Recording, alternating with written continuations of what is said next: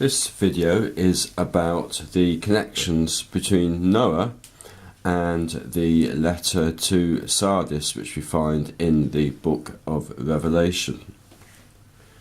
Sardis was a city which was built on the spur of a mountain, and it was very difficult for opposing armies to capture. But it was captured more than once throughout history when those in charge of watching in the city failed to do their duty correctly. One occasion when the city of Sardis was captured was in 546 BC by the Persians under Cyrus. This was when the city was under Croesus, who was the last king of the Lydian Empire. And this is actually spoken of in Isaiah chapter 45 and verse 3, where it says of Cyrus, "And I will give thee the treasures of darkness and hidden riches of secret places, that thou mayest know that I, Yahweh, which call thee by the name and the God of thy name, and the God of Israel." So we see then that the city was captured. All the riches which were in that city under Croesus were captured by the Persians, and despite the fact that it was built on a spur of a mountain, it was captured because the defenders of the city did not watch as they should have done. And this, of course, is a significant background for the letter to Sardis written by Christ, as we read of in Revelation chapter 3, where in verse 2 it says, "Be watchful and strengthen the things which remain that are ready to die." So the believers in Sardis had to be spiritually watchful, unlike the inhabitants of the city in the past, who had not watched carefully enough to defend the city. But we see a parallel between Sardis and the days of Noah, where the people during the days of Noah should have been spiritually watchful, but were not. So what we're going to do now is just run through the links between Noah and the letter to Sardis in the book of Revelation. So we take the Old Testament first in Genesis, and in Genesis chapter 5 and verse 29, we read of these words.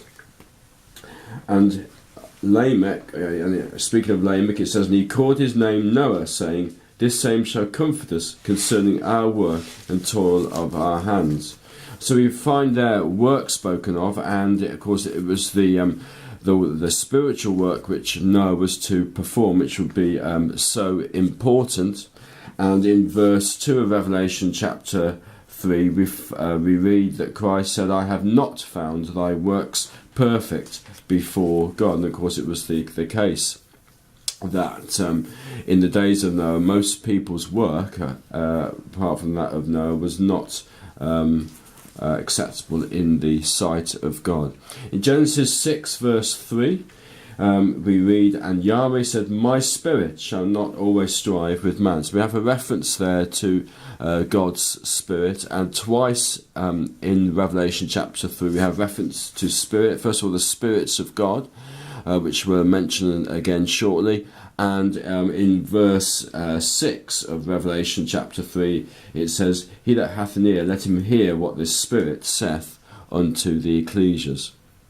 In Genesis 6 and verse 4, it says there at the end of the verse, "The same became mighty men which were of old, men of renown." And the Hebrew word translated renown is the word name. So these were men who had made a name for themselves. And the same was spiritually true in Sardis at that time, where Christ says, "I know thy works, that thou hast a name, that thou livest and art dead." So they had this name for themselves. Outwardly they seemed a spiritually alive ecclesia, but actually spiritually they were dead, as the Lord Jesus Christ said. In Genesis chapter 6 and verse 5, it says, "And God saw that the wickedness of man was great in the earth." So God had seen what was happening at that time. And the same thing was happening in Revelation chapter 3, that God and the Lord Jesus Christ could see what was happening in Sardis.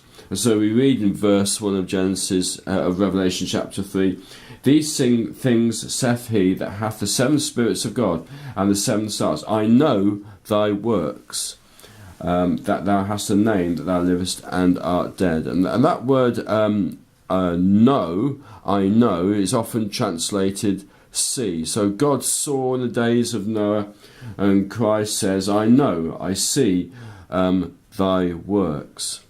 And in connection with that, in Genesis chapter 6 and verse 8, it says, "But Noah found grace in the eyes of Yahweh." And in that verse 1 of Revelation chapter 3, we have reference to the 7 spirits of God.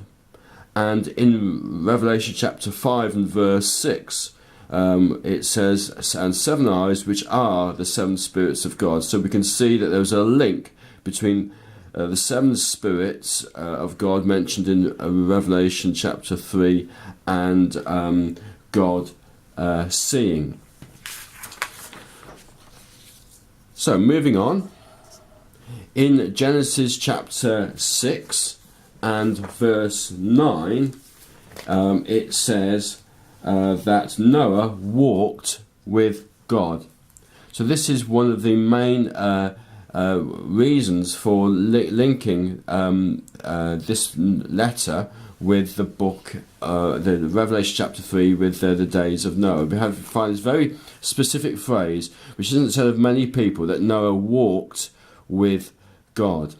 And we have a promise made in Revelation chapter 3, where Christ says, "Thou hast a few names even in Sardis, which have not defiled their garments, and they shall walk with me in white, for they are worthy." Now notice it's a future words there spoken. It's about what was going to happen in the future. Now, in order for somebody to walk with somebody else, that person needs to be there with them.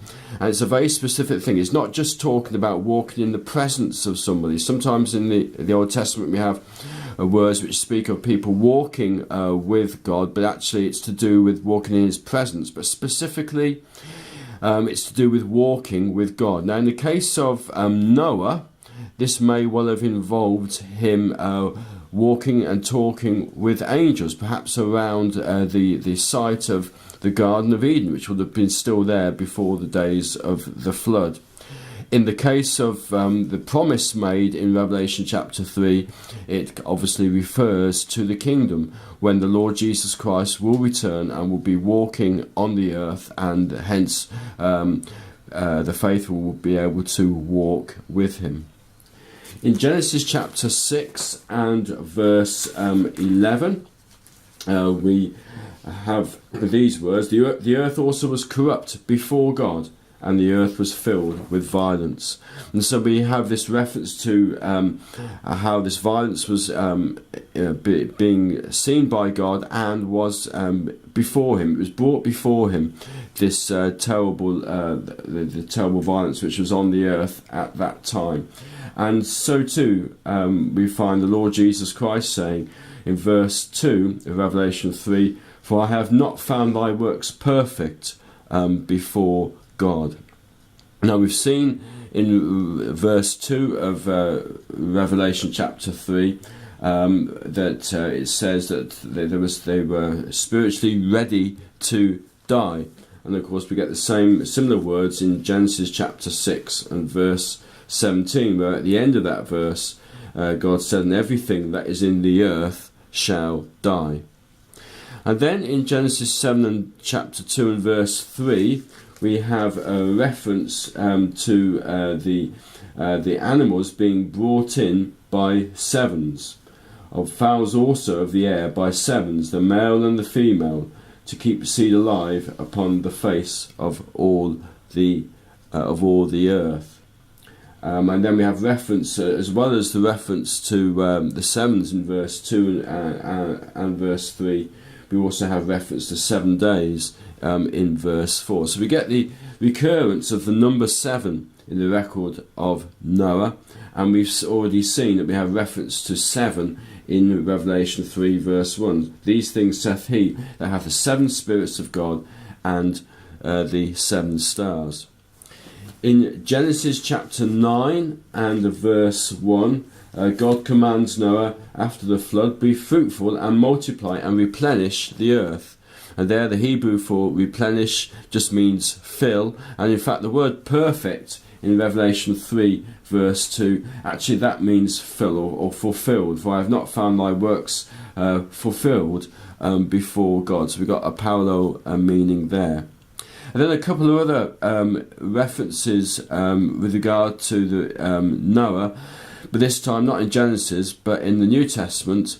First of all, in Matthew and chapter 24 and verse 39, speaking of the days of Noah, Christ said that they knew not until the flood came and took them all away.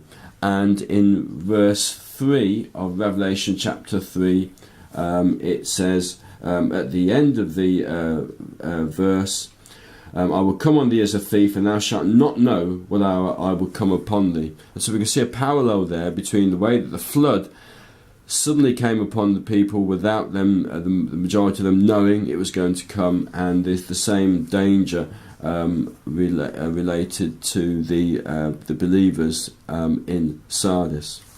And finally, in 1st of Peter and chapter 3 and verse 20, we have reference there to those who were in the ark, wherein few, that is 8 souls, were saved by water. So the number is referred to as few, and we have the same word used in Revelation chapter 3 verse 4. There has to few names even in Sardis. So in the end, only a few were saved in the days of Noah. And as it stood at the time of writing in Revelation chapter 3, only a few would be saved out of the ecclesia of Sardis. And so that provides a warning for us, because we know that the days in which we live are like the days of Noah, and therefore we too need to take heed to the letter which was given to the brothers and sisters at Sardis.